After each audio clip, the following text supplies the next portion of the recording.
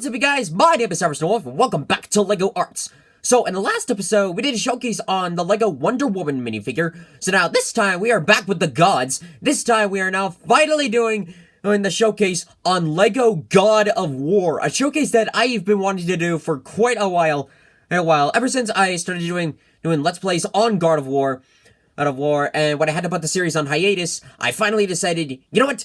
Let's do a showcase on this game, because the game is awesome. I like the characters, I like the combat. So I finally decided to throw my hand in doing a God of War showcase. I saw a couple of other minifigures of God of War, and it was like one of those cases where it's just like, if other people want to do this showcase, then why don't I give it a shot to add my own interpretation of it. And I gotta say, this showcase actually turned out pretty good.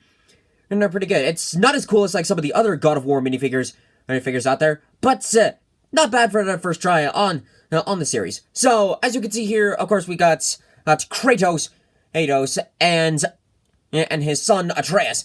Yes, we also got their weapons, Atreus' bow, the Leviathan axe, and the Blades of Chaos. I've been working on these guys for quite a while now. I don't know. And sorry that I had to push the showcase back for a little bit. I honestly thought that this would have been the previous episode, but I explained in the last episode that I was busy with a couple of other stuff, and when I got a majority of it out of the way, I finally was able to get on hands on how to do God of War, and now here we have with the final result. So, as you guys know the whole drill, we're going to take these minifigures one at a time, do a review on them, explain my process, why I went with this route, and then go from there. So, without further ado, let's get the pedestal out and get this showcase on the road. Okay, so first up on the showcase is, of course, the God of War, or the Ghost of Sparta, the god of boy himself, Kratos. And I'll be honest, this minifigure was actually one of the few minifigures where I constantly applied something new onto this figure. Like, first I did the torso printing on him, and then I went back and applied on the red tattoos across his chest and added them onto his arm.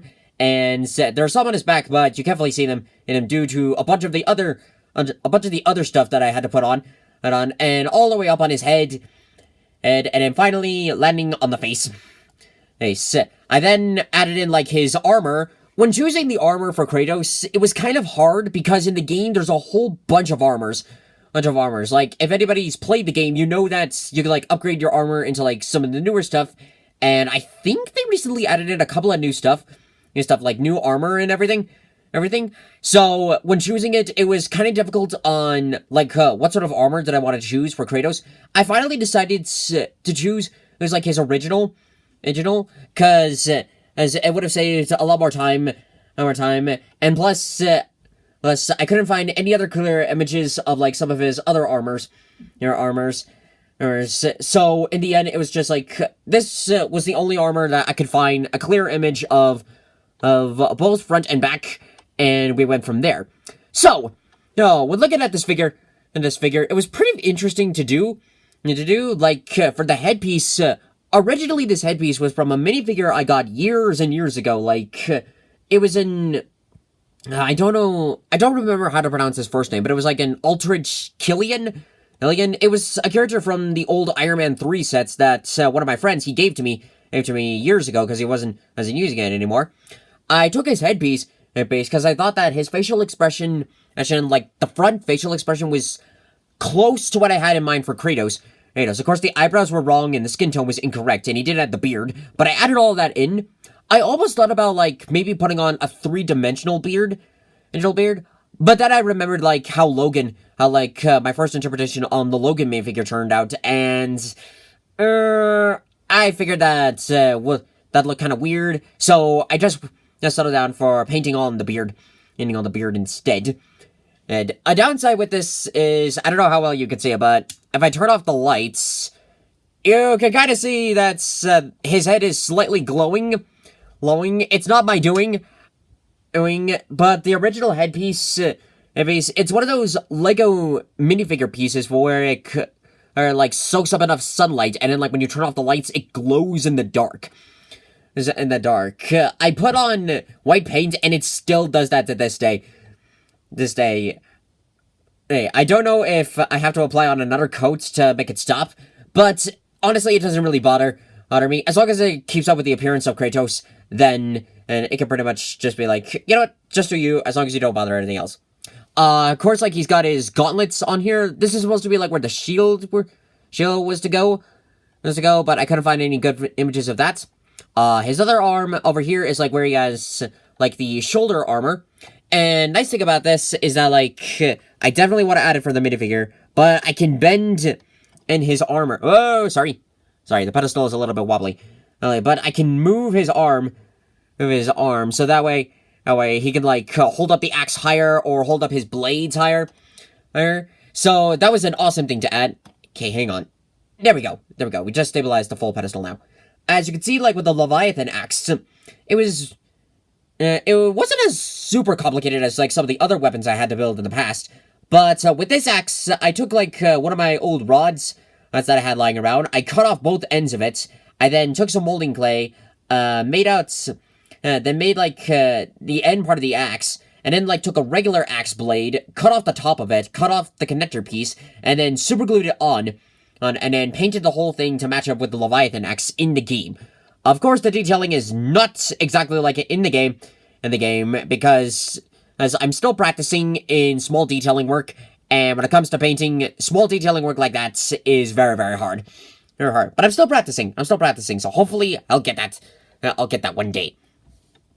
Okay, so let's remove the axe for a little bit, and take a look at the back. So on the back, of course, we have Mimir here. I don't remember exactly what the face was, like the original face piece, but it was a face that I felt like it could really match up to Mimir. All I really had to do was just, like, glue on a beard, sculpt out his horns, put them on, paint his eyes yellow, paint his eyebrows gray, and then add some clay onto the back to represent for where Kratos would grab the head and sort of hold it up.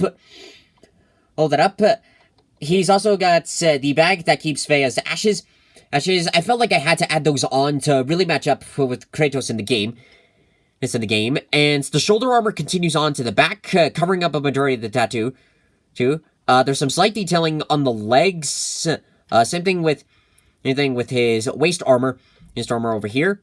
And as you can see here, he's got his holder piece for where, like in the game, key careful, for where he can hold his axe, hold the Leviathan axe, and let's bring the Blades of Chaos out so we can get a better look at them. So here is blade number 1, there we go, and then, like, adding on to the second one, I originally was hoping to have, like, some kind of way for where I can have Kratos, hold both the blades and the axe, as well as the other stuff on his back. No, wait, where'd it go? Oh, there it is. But, with already the design of it, I couldn't there isn't enough room to, like, add the blades on while everything else is still on. So that's, like, one of the downsides with it. But, when looking at the blades itself, these blades actually came out a little bit better than I thought they would. So, granted, it wasn't easy of, like, sculpting out the shape of the blades and then also making them both the same length. But when I figured out like a new technique on taking out a picture of the Blades of Chaos, as these are supposed to represent the upgraded forms, and then like putting them all on the clay, then taking the exo knife and cutting out the base of the blade, they actually came out pretty well. They're not exactly the same, but they do represent on the basics of the Blades of Chaos. So these actually came out pretty good. So I will admit, Kratos isn't, like, one of the more complicated minifigures that I've done, and this one isn't nearly as cool as, like, some of the other God of War minifigures that I've done. But again, this is a first try, and I will admit, this didn't turn out horrible. Well, this actually turned out to be a pretty cool minifigure to build, so I'm really glad for that. So, let's go on ahead to our next minifigure. So last up on this short list is spoilers for anybody who hasn't played God of War, but that's with Loki, the half-giant, half-human, the boy to Kratos, Atreus. Yes, and this has to be one of my favorite short legged minifigures to ever build, and I'll explain as I go through the video. So, when his headpiece is the original head, like the original facial expression, I thought that the eyes and the eyebrows were close to Atreus, but his mouth wasn't correct. For starters, it had a beard, and it was kind of smiling, so I painted over that and applied on with his simple mouth. His hairpiece is completely made of clay, and it was kind of an interesting thing to do with Atreus' hairpiece, because when I saw like some in-game pictures of Atreus, as well as some concept arts, I saw that his hairpiece is very short, but he has like a little spiked mohawk on top. So, I put molding clay on the top and then put it on the rest. I put molding clay on top of the head, and then like for the rest of the head, I painted on the rest of the hair. And I gotta say, it actually came out pretty well. Again, I will admit the mouth could be improved, but it's one of the rare minifigures it's why I don't draw my mouths on the figures. I have to either have the face has to be exactly what it looks like, or I need to use a decal. No. He's also got like a fur fabric to put on like some of the coat and some of like the fur that he wears in the game. This is one of the armors that you can upgrade when you meet one of the dwarves. I thought about like adding in the armor to put it in for like some clay as well as some fabrics, and plus I wanted to save on like some dark brown paint because I didn't want to waste it all immediately. I need to like conserve my paints. It's the rest of the armor. It's sort of a mix. I don't remember how I made this, but I sort of mixed like a silver with an ocean breeze color, as well as like a dark blue, and then I think a teal. To sort of like match up the coloration that it really is in the game.